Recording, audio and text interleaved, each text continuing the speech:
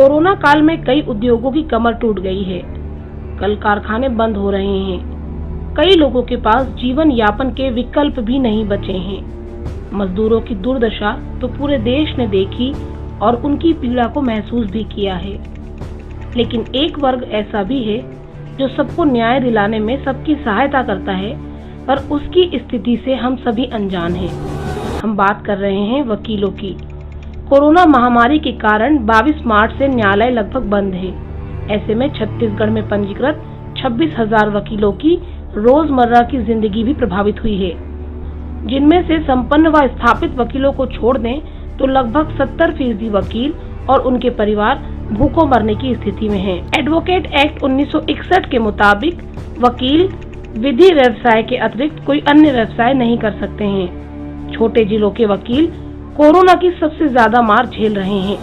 दिल्ली, मध्य प्रदेश व अन्य राज्यों में वकीलों के वेलफेयर के लिए राज्य सरकारें कई स्कीम लॉन्च कर चुकी हैं, लेकिन छत्तीसगढ़ के वकील अभी भी मदद के लिए राज्य सरकार का मुंह ताकने पर विवश हैं। ऐसे में एडवोकेट आनंद मोहन तिवारी अपने साथियों की आवाज बुलंद करने के लिए आगे आए हैं। उन्होंने बिलासपुर हाई कोर्ट में एक याचिका दायर की है। इसमें वकीलों की स्थिति व उनके कल्याण के बिंदुओं की तरफ ध्यान खींचने की कोशिश की गई है। तिवारी का कहना है, छत्तीसगढ़ में अधिवक्ता कल्याण न्यासी समिति होने के बाद भी वकीलों के वेलफेयर को लेकर कुछ विशेष नहीं किया गया है। समिति के अध्यक्ष राज्य के विधि मंत्री हैं। अब एडवोकेट तिवारी की मांग है कि सभी वकीलों की उनके परिवार सहित कोरोना की मुफ्त जांच की जाए। असंगठित क्षेत्र की तर्ज पर वकीलों का बीमा किया जाए। प्रत्येक बार एसोसिएशन में प्राथमिक चिकित्सा उपलब्ध कराई जाए और महिला अधिवक्ताओं के लिए पृथक टॉयलेट उपलब्ध कराया जाए। अधिवक्ताओं के हित के लिए, उनकी आर्थिक सुरक्षा के लिए अधिवक्ताओं के साथ और जो नीचे स्तर पर काम करने वाले सहयोगी कर्मचारी होते हैं, जैसे फोटोकॉपी हुए, मुंशी हुए, इन सब लोगों के हित के लिए हाईकोर्ट उच्च न्यायालय छत्तीसगढ़ के समक्ष जो है मैंने याचिका प्रस्तुत की है। मुख्यतः इस याचिका में मैंने इस बिंदु को उठाया है कि अधिवक्ता भी समाज में न्यायिक निष्पादन में महत्वपूर्ण योगदान रखते हैं। उनके इस न्यायिक निष्पादन के कार्य की प्रकृति स्वयं पर निर्भर होती है, वो उस पर ही आश्रित होते हैं, जो कि आज विगत 7 माह से बंद है।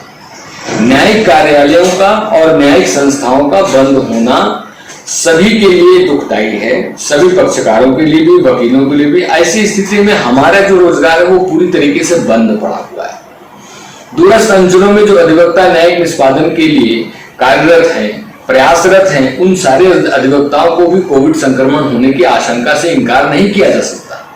हमने उच्च न्यायालय में उनकी आर्थिक सुरक्षा के लिए, उन्हें कोरोना से बीमा कराए जाने के लिए और अन्य सुविधाएं प्रदान किए जाने के लिए याचिकाएं प्रस्तुत की।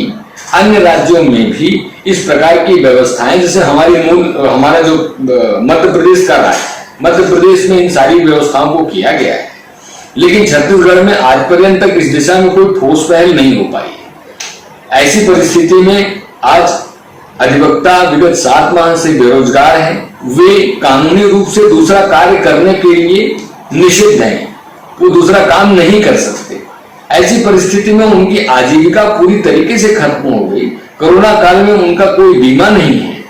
ऐसी परिस्थिति को देखते हुए उच्च न्यायालय के समक्ष में हमने किया है याचिका, और वर्तमान में हमने विधि विभाग छत्तीसगढ़ शासन से और स्टेट बार काउंसिल से और बार काउंसिल ऑफ इंडिया से प्रत्येक अधिवक्ता छत्तीसगढ़ में जो एनरोल्ड है उनको कोरोना काल में बीमा कराए जाने से संबंधित हमने आवेदन पत्र भी प्रस्तुत किया है, परंतु उस पर अभी तक कोई कार्रवाई नहीं हुई है। हमारी अपेक्षा शासन से है, विधिक संस्थाओं से है कि वो जल्द से जल्द इस पर कोई निराकरण करें, जिससे कि एक गरीब अधिवक्ता, सुदूर अंचल में जो काम कर रहे हैं अधिवक्ता हैं, उनको इसका लाभ मिल सके। न्याय के निष्पादन में चूंकि वकीलों की महत्वपूर्ण भूमिका होती है, अतः उनके बिना न्यायिक प्रक्रिया पूरी नहीं हो सकती है। इसलिए छत्तीसगढ़ के वकीलों की गुहार राज्य सरकार को अविलंब सुनना चाहिए। टीम जनमंत्र।